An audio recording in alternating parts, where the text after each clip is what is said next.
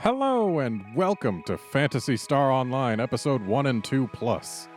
This game was really just definitive of my gaming tastes for a while. It was the only game I played for a good chunk of time after it came out. I got the Plus version after the base version, but only because it was released.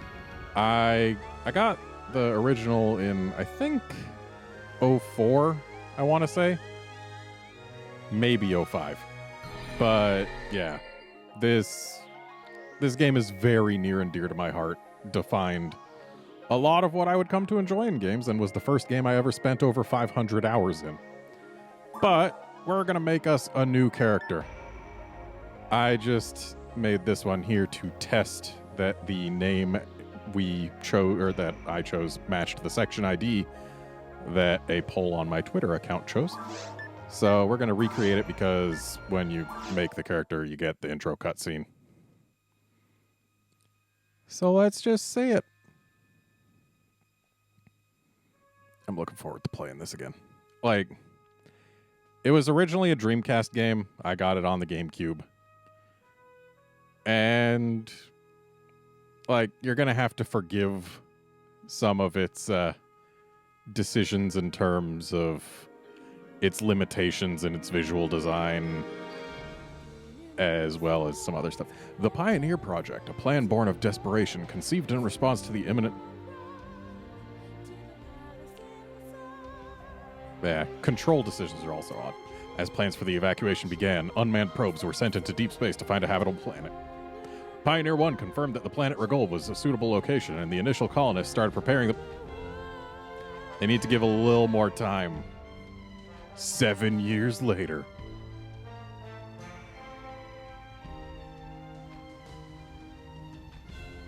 So yeah, Pioneer 1 got itself all established on the surface. Regol is habitable. They can escape to it, and everyone can live there in happy peace and harmony.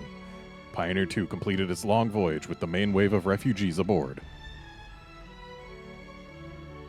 And then they were gonna link up with the central control dome thing. So this is them just being like, hey, yeah, let's communicate and make sure that everything's still all good. Oh, they crossed the beams that let them transfer. Uh-oh, what's that? Kaboom! Everything is destroyed and bad. But as Pioneer 2 entered orbit and opened a communications link with the central dome, an enormous explosion shook the entire planet. All contact with the thousands of men and women of Pioneer 1 was lost. Yep. And that's pretty much where we're starting. We take the role of a hunter, which is, I guess, prophetic, because I got into this before I got into Monster Hunter. And our hunter's job is to go down to the surface and investigate.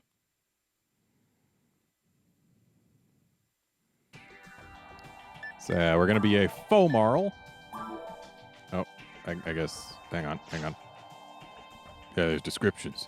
The reason we're playing a female character is because this game is like many older JRPGs in that there's some equipment that only females can equip, and a lot of it is just straight up better than what everyone can equip. Thankfully, it doesn't change the look, so you're not going to see any bikinis, at least on my character. Besides excelling in support techniques, Fomarls are competent with weapons. This gives them a more balanced growth potential. The other options I had given were Raymarl, Raycasil, and Hunuerl. But, yeah, I've never played a Hunuerl, but, I mean, they're not great at HP, but being a Newman, they get natural TP regeneration, which is nice. Lets them use Tex more. Raymarl, I've actually never really played as a ranger for more than, like, 20 levels. So I was interested in maybe doing that. That's why I had two choices. And yeah, Fomarl. I've never really done a force for more than about 20 hours either, so we are going Fomarl. And face, I like face 2. I went through most of this already, so there we go. And then the hair we're going to put like right about there. And then these are going down. And then this is going down a little. And right about there is good. And then costume. This determines our mag color. And if you've got a costume with one of the colored boxes. If you've got these ones, then your mag color is just, I forget whether it's random or just gray or something. And this is the only way you can get a colored mag that isn't just gray. And we'll see what those are later. I like this one. And skin color I'm just leaving as is. Proportion. This is the most fun part of PSO character creation because it looks really dumb when you just hold right on the stick. Yup. That's what happens. So we're gonna make her a little shorter. We're not gonna make her a tiny baby, even though we could. And I think right about there is good. And then for the name, we're gonna go Cerise, which means cherry. And we're adding 1 space, because that's going to make us Pinkall, because the thing that determines our section ID, which determines our drops, is the name of the character. It goes through an algorithm including spaces and other special characters. So if we go with Cerise with 1 space, on most things, like unless a character in dialogue is calling us out by name, it'll be indistinguishable from without the space. And yep, that's Pinkall. That is what we need. Which is good. I'm glad you folks voted for Pinkall because it's the one that gets the best drops for forces. At least in terms of techniques and usable weapons. And we're going to start with episode 1. Hey, look, this game has interactive load screens. I can move this little sparkle around with the left stick or the right stick or both to make it go really fast. Yep, there's that space. Hi, Principal Terrell. Okay. Yeah, I also watched a video about it.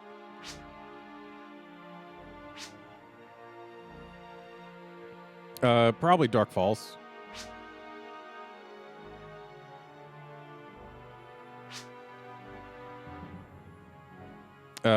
Bad things, and no.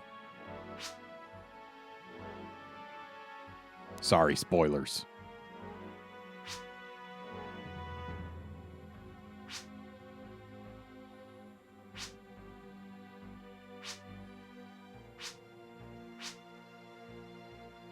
Uh-huh. Sure you didn't. So yeah, this game, having been originally designed for the Dreamcast, doesn't assume there to be a right stick. So if we want to change the camera angle, we gotta use L. So basically, I'm gonna be mashing the L button as I turn. It's just a strategy that I've developed over my time with this game. Sure thing.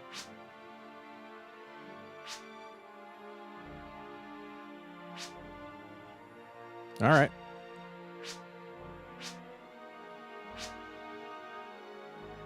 Ah, both of you are being so cagey. Yep. Her name was Rico. Red Ring Rico. Because she wore a red ring.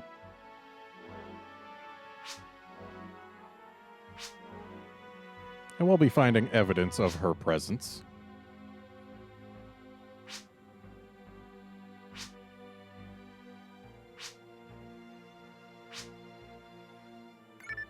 I gotta say, this game, its visuals have not aged well.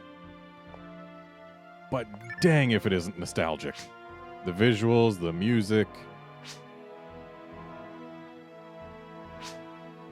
Just everything about this game is taking me right back to high school.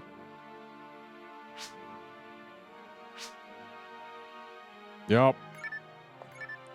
Way to handle exposition. Just exposit and then say, that was us. Oh, wait, you already knew that.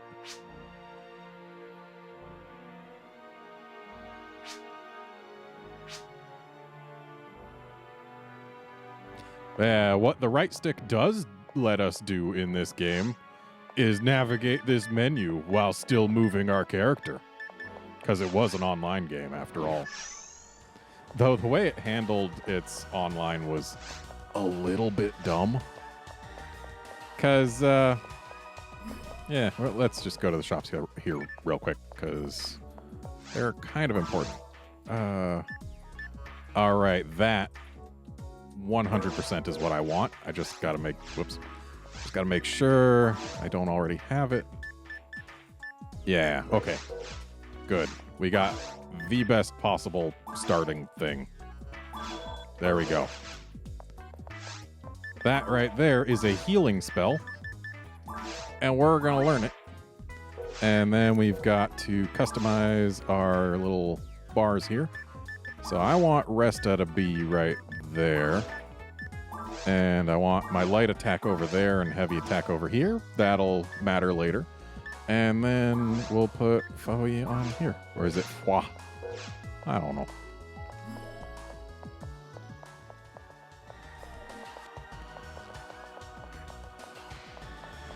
Yeah, the way this game handled creating an account for online, and you did have to pay for its online, I think to the tune of like $7 a month. You needed a one-time use serial code from the game's box. And since I bought the original used, they would not let me create an account to pay them for online, which is just dumb. So I had to wait until Phantasy Star Online Episode 3 came out in order to actually be able to play online using the code from that, since thankfully they used the same account. So we are going to go find a hunter and bring him back. So yeah, my plan for this playthrough is... Oh, we can press the A button to change the color of the thing.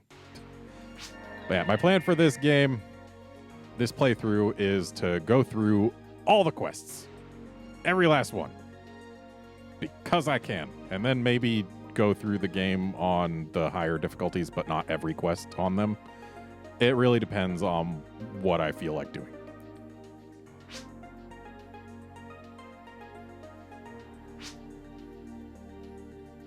Oh no. Perhaps.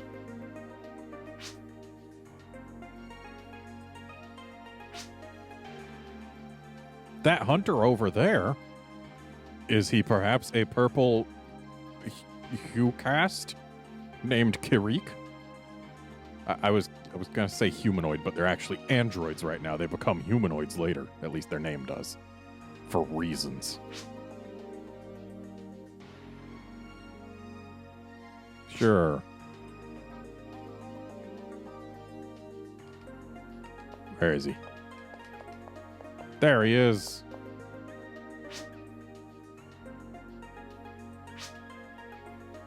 Uh-huh. Oh.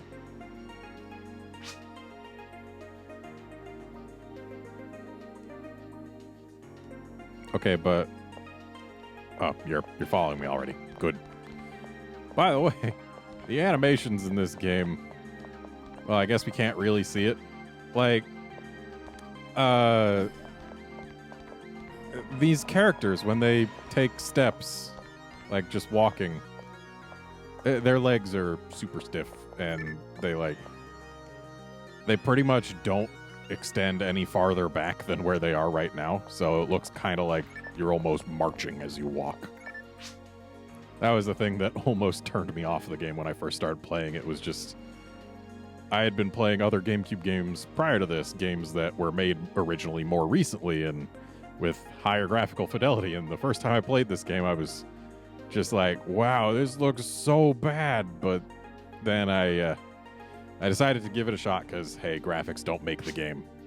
They just make it pretty. Oh.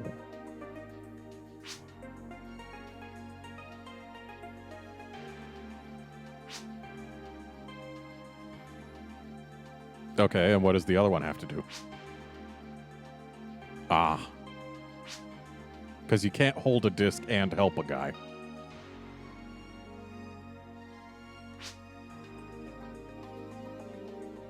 Yeah, I understand.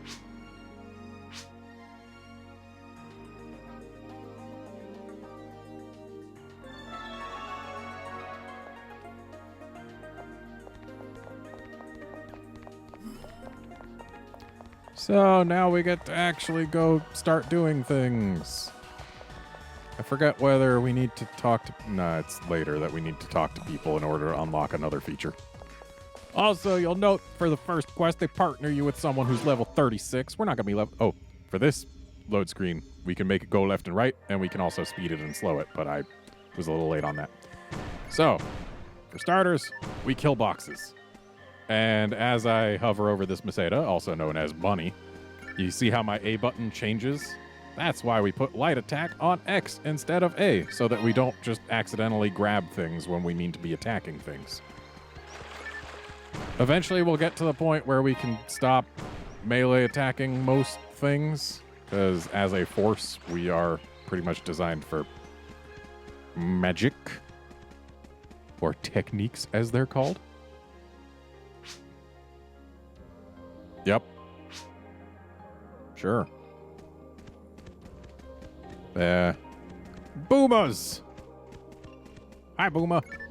So we gotta try and get behind this guy so that he can't attack us so easily. Ooh. Ow. Of course, we gotta actually hit everything before Karik does, otherwise we get no XP.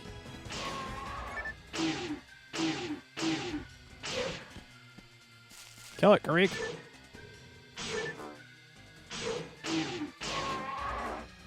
Of course, we also get less XP if he's the one who deals the killing blow, I believe. But that's just the way... Hey, stop killing stuff I haven't touched. It's very rude. I mean, it's helpful that you're killing the things, but don't kill them before I've touched them. Oh, trap vision. That might matter eventually.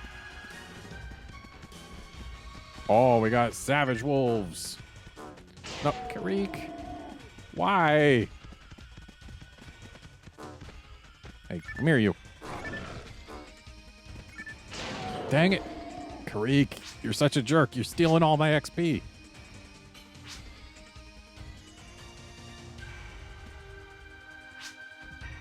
Yes. No, not yet, because I haven't pressed it.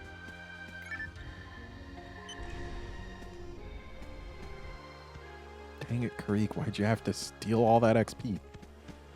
Also, we could probably use a little health. We do have access to monomates, which will heal us. But since our TP gets restored after every quest, it is by far the better option for us to use our TP. At least while we have it. So those Mothmants, as you may have noticed, did not grant us any XP when Karik killed them, because they're only worth 1 XP if we kill them. And we're getting a bunch of items we can't equip, but we did get this barrier, and hey, that's a good boost to our defense and evasion.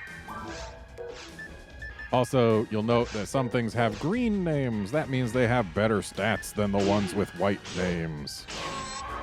Also, we always start with a light attack instead of a heavy attack because heavy attacks have very low base accuracy, but base accuracy of an attack increases the further along the attack chain you are.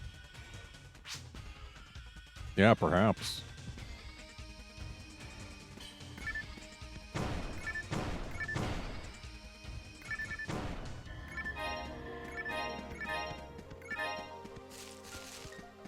Yeah, it'll be nice once we can actually get a weapon that we can equip that's better than this. But that might be a while. Karik, get out of my camera. Okay, here we've got us a nice little laser fence deactivator Motron. Yeah. Uh-huh. Sure. They sure do.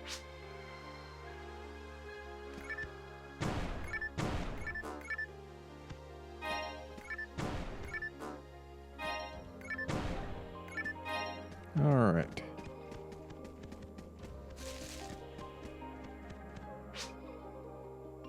Yep. Uh-huh.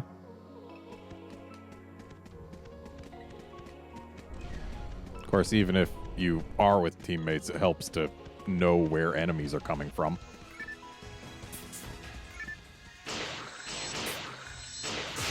Ow! That thing just crit me onto the floor.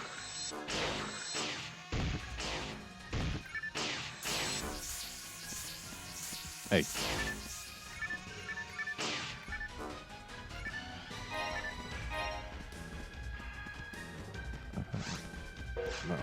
No. There it is. Okay.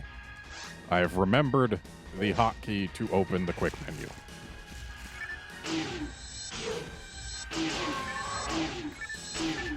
Wonder how much HP. Ow!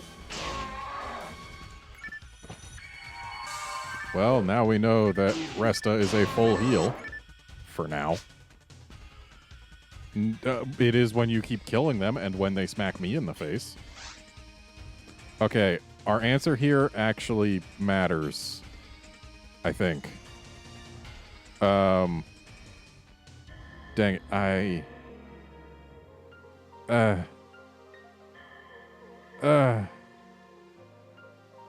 Wait, no, okay, it doesn't matter. No problem. It's a different quest where it matters what we say when Karik gets involved.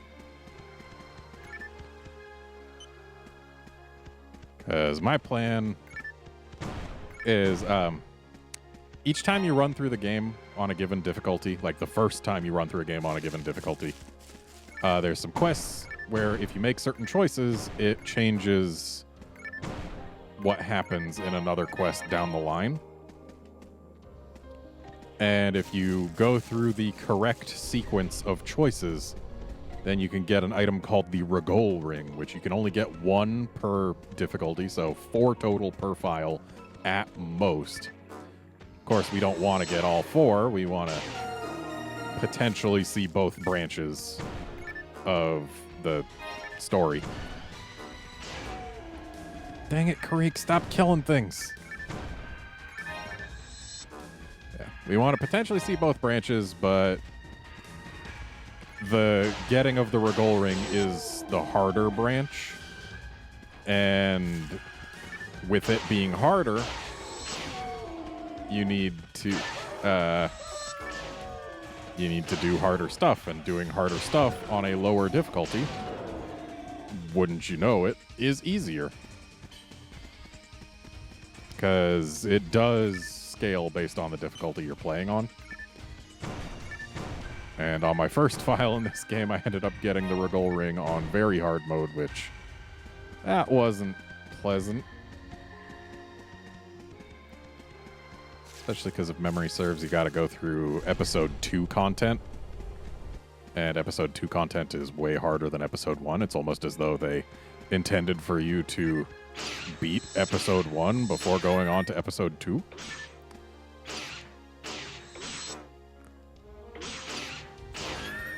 Dang it, Karik. All right, Rag Rappies. These guys are special. Oh, there's a Go-Booma. Just had to make sure I would get XP from this guy. So, Rag Rappies, they sit around playing dead for a little while after you knock them down. But then if you hit them, when they decide to stop faking, then you get items. That's how you actually get their drops. Dang it, I didn't hit the Go-Booma. Yeah. Oh. I mean, it's not really a hint on how to attack the enemy so much as it is telling you what ability you can hit the enemy with at that distance. Anyway, we got some stuff. Like, we got a better frame. You'll note the stats are not any different, but 2 slots. So we can actually add stats to this one. Sometimes you can find ones that have increased stats as well as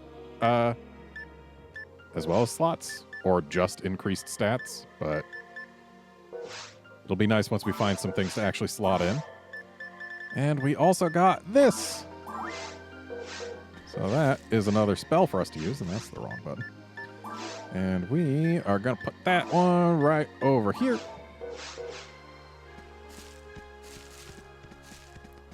Eventually, once I have enough TP to actually sustain it, I'll be dropping heavy attack from my bars entirely. And we'll be doing pretty much just techs, light attacks. And we'll probably have fluids on R and B, just so that we can have nice, easy access to TP recovery. Okay, so we are actually full on monomates, so let's use one. There we go. Saved some TP.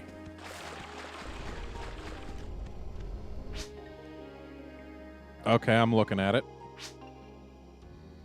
Yeah, they sure do. I mean, it's a good thing I'm using a regular GameCube controller and not a modded one or a third-party one or anything.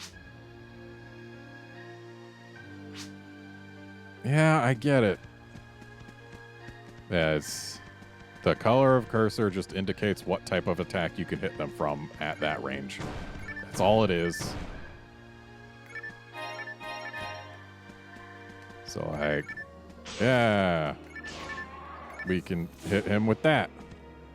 Or with that. Dang it, Karik, stop killing things. So, our lightning spell has longer range, and it gets called down directly on its target, which really helps. Hey, dude. Let's just ignore you for just a little bit here. Uh-oh.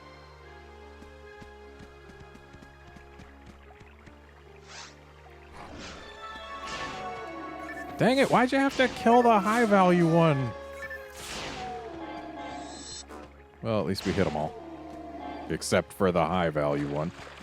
The barbarous wolf.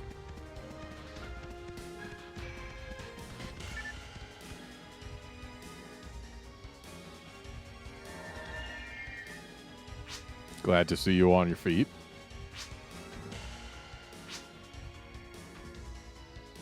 Well, I mean, you did get taken out.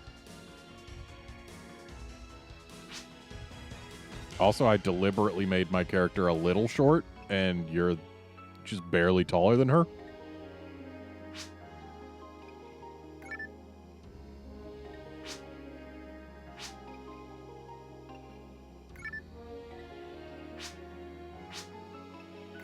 It's okay, we got the disc.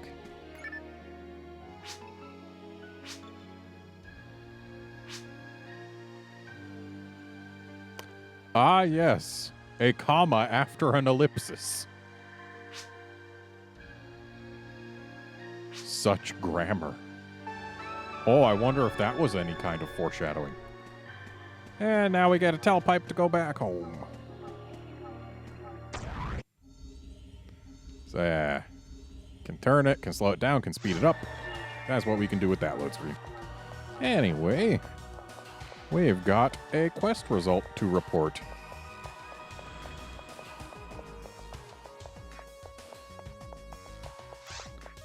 Oh, we've gotten back half of our cash.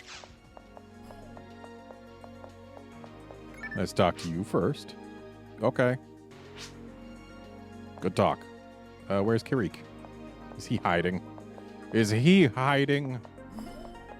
Is there anywhere to find him? I don't even know. He's not in the hospital, is he? Ah, he's an android. They have passive HP recovery. It's not fast, but it exists. And not over here. Unless he's in the shops, he's probably nowhere. Yeah, it looks like he is nowhere. I mean, sure, we could go check the principal's place. Yeah, of course he's not here. So, yeah, we can't talk to Karik again. But that's fine. We can talk to our client. Oh.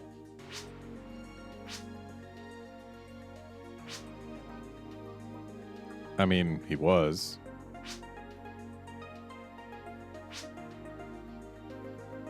Oh. But the doctors are so cheap. Like, you go, you pay like, I think it's 100 Meseta, and they cure you of everything.